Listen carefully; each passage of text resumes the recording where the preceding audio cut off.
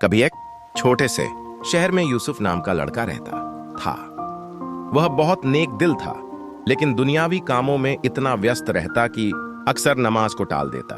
उसके माँ बाप बार बार कहते, बेटा नमाज छोड़ना मत, मौत कभी भी आ सकती है।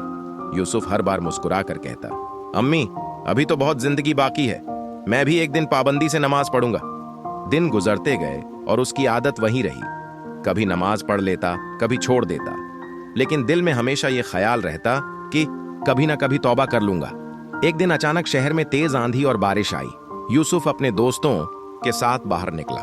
रास्ते में अचानक एक बड़ा हादसा हो गया। यूसुफ घायल होकर जमीन पर गिर पड़ा।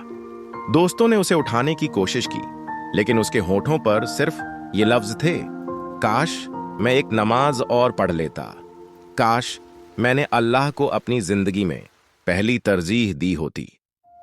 कुछ ही देर में उसकी सांसें थम गईं। उसके घर पर मातम छा गया। मां की आंखों से आंसू रुक ही नहीं रहे थे।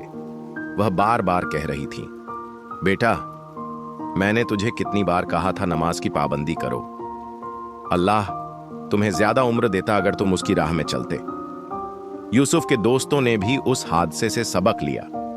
उन्होंने तय किया कि अब कभी नमाज नहीं छोड़ेंगे और अल्लाह की राह पर चलेंगे। यूसुफ की कहानी पूरे शहर के लिए इब्रत बन गई। लोग जब भी उसका जिक्र करते तो यह कहते, देखो मौत का कोई भरोसा नहीं। जिसने नमाज को कल पर टाल दिया, उसके पास शायद कल का मौका ही न बचे।